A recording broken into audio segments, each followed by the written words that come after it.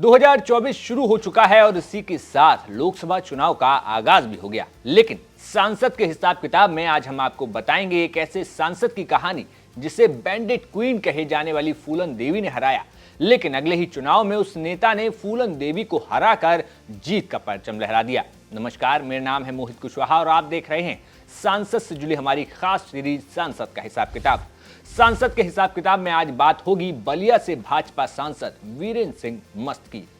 अहम वीरेंद्र सिंह लोकसभाया सदस्यत्वेन निर्वाचितः।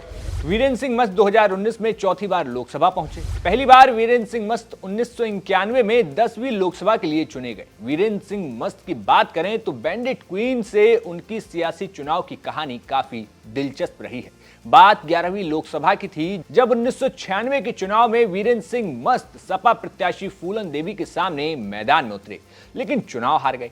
लेकिन 1998 में 12वीं लोकसभा के चुनाव में वीरेंद्र सिंह मस्त फूलन देवी को मिर्जापुर से हराकर पहली बार लोकसभा पहुंच गए। लेकिन 1999 की 13वीं लोकसभा चुनाव में वे फिर एक बार फूलन देवी से हार जाते हैं। लेकिन 2014 के चुनावों में वीरेंद्र सिंह मस्त भदोही से चुनकर लोकसभा पहुंचते हैं।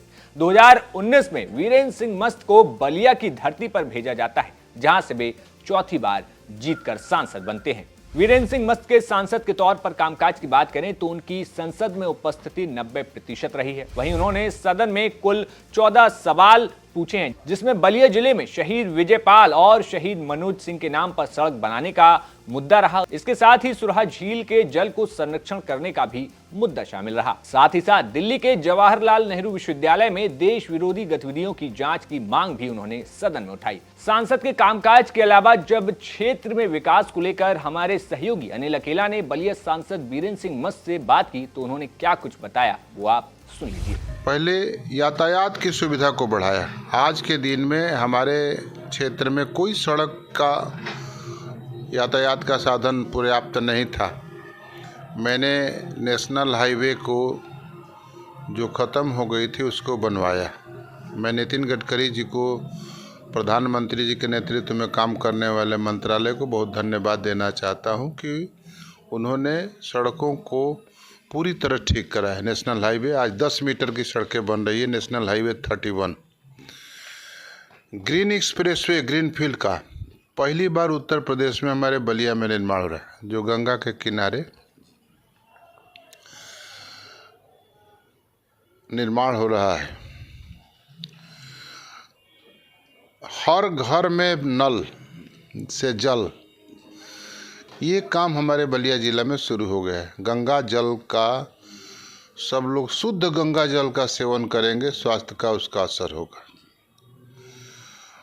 मैंने हर विकास खंड में मुफ्त में मोटे अनाज के बीज को बंटवाया। आज मुझे गर्व है किसान होने के नाते और सांसद होने के नाते कि मेरा लोकसभा क्षेत्र बलिया उत्तर प्रदेश में नहीं देश में सबसे ज़्यादा क्षेत्रफल में मोटे अनाज की खेती हुई थी और उसका उत्पादन भी हुआ है।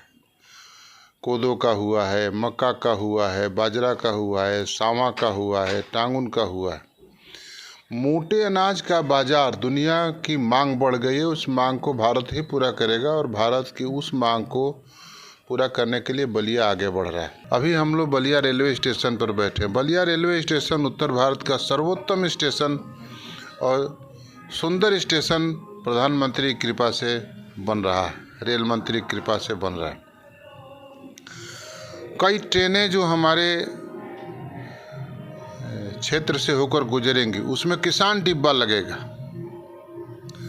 तो किसानों के उत्पादन को हम महानगरों में ले जाकर बाजार मिलेगा और किसानों को उत्पादन को उस बाजार में हम बेचेंगे। अभी अभी मैंने किसान ग्रिड, किसान लाइन मैंने स्वीकृत कराया है, जिससे किसानों की अलग लाइन होगी बिजली की और किसान अपने फसलों की सिंचाई उस लाइन से प्राथमिकता के आधार पर करेंगे और जो मुफ्त में बिजली की सिंचाई की व्यवस्था है उसका लाभ भी उठाएंगे।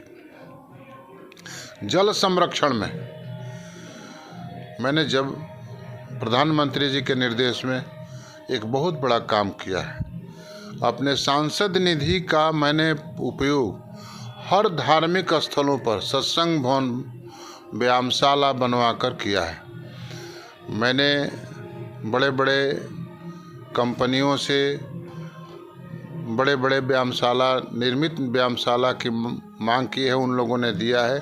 मैं पूरे क्षेत्र में व्यायामशाला स्थापित कर रहा हूँ। मेरा मानना है कि भविष्य का भारत, नौजवान जो है वो स्वस्थ होगा तो भारत स्वस्थ होगा, भारत स्वस्थ होगा तो भारत सबल होगा, भारत समृद्ध होगा, और स्वस्थ भारत ही समृद्ध भारत का आधार बनाएगा। मैंने इसलिए पूरे क्षेत्र में व्यायामशाला निर्माण करने की योजना बनाई है। तो ये थे बलिया से भाजपा सांसद वीरेंद्र सिंह मस्त, जिनका रिपोर्ट कार्ड यानी कि सांसद का हिसाब किताब हमने आपको बताया। आपका सांसद के हिसाब किताब को लेकर क्या कुछ कहना है वो हमें कमेंट बॉक्स में बता सकते हैं। इसके अलावा जो हमारे दर्शक हैं वो अपने किस सांसद का रिपोर्ट कार्ड जानना चाहते हैं वो भी कमेंट बॉक्स में लिखकर बताइए। तब तक यूपी से जुड़ी हर एक जानकारी के लिए देखते रहिए यूपी तक। शुक्रिया।